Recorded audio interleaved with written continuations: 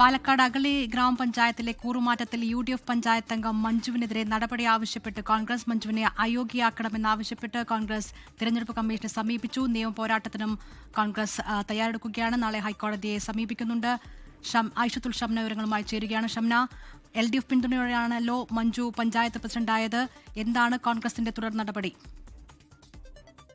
ഇന്നലെയായിരുന്നു Manju LDF പിന്തുണയോടുകൂടി president ആകുന്നത്. കോൺഗ്രസിനെ സംബന്ധിച്ച് വലിയ തിരിച്ചടിയായിരുന്നു. കാരണം 21 സീറ്റുള്ള അഗളിയിൽ 10 സീറ്റ് UDF-നും 9 സീറ്റ് LDF-നുമായിരുന്നു. എന്നാൽ ഈ മഞ്ജു കൂറുമാറിയതോടുകൂടി ആ 10 സീറ്റ് LDF-ന് ലഭിക്കുകയും LDF ഭരണ തുടർച്ച ഉറപ്പിക്കുകയും ചെയ്തു. ഇതിന് പിന്നാലെയാണ് കോൺഗ്രസ് ഇപ്പോൾ നടപടിക്ക് ഒരുങ്ങുന്നത്.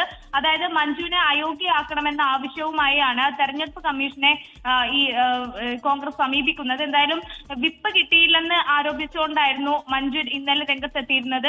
പക്ഷെ വിപ്പ് തങ്ങൾ നൽകിയിരുന്നു. അത് തെളിയിക്കുന്ന തരത്തിലുള്ള രേഖകളൊക്കെ കോൺഗ്രസ് നേരത്തെ തന്നെ പുറത്തുവിടുകയും ചെയ്തു. പിന്നാലെയാണ് തെരഞ്ഞെടുപ്പ് കമ്മീഷനെ സമീപിച്ചത്. അതിന് പിന്നാലെ ഹൈക്കോടതിയെ കൂടി നാളെ സമീപിക്കുമെന്നാണ് കോൺഗ്രസിന്റെ നിലപാട്. കൂറുമാറ്റ നിരോധന നിയമപ്രകാരം മഞ്ജുവിനെതിരെ നടപടി ആവശ്യപ്പെട്ടുകൊണ്ടാണ് ഹൈക്കോടതിയെ സമീപിക്കുന്നത്. അങ്ങനെ തങ്ങൾക്കുണ്ടായ വലിയ തിരിച്ചടിയിൽ പോരാട്ടത്തിന് ഒരുങ്ങുക തന്നെയാണ് കോൺഗ്രസ്. ദിൽന. ഐഷത്തുൽ ഷംന പാലക്കാട് നിന്ന് വിവരങ്ങൾ നൽകിയത്. ലോകത്തെവിടെയായാലും ഏത് സമയത്തും 24 വാർത്തകളും ഓഗ്മെന്റഡ് റിയാലിറ്റി പാക്കേജുകളും എക്സ്പ്ലെയിനറുകളും വിശദമായി കാണാൻ ഞങ്ങളുടെ YouTube ചാനൽ നിങ്ങൾക്ക് സബ്സ്ക്രൈബ് ചെയ്യാം.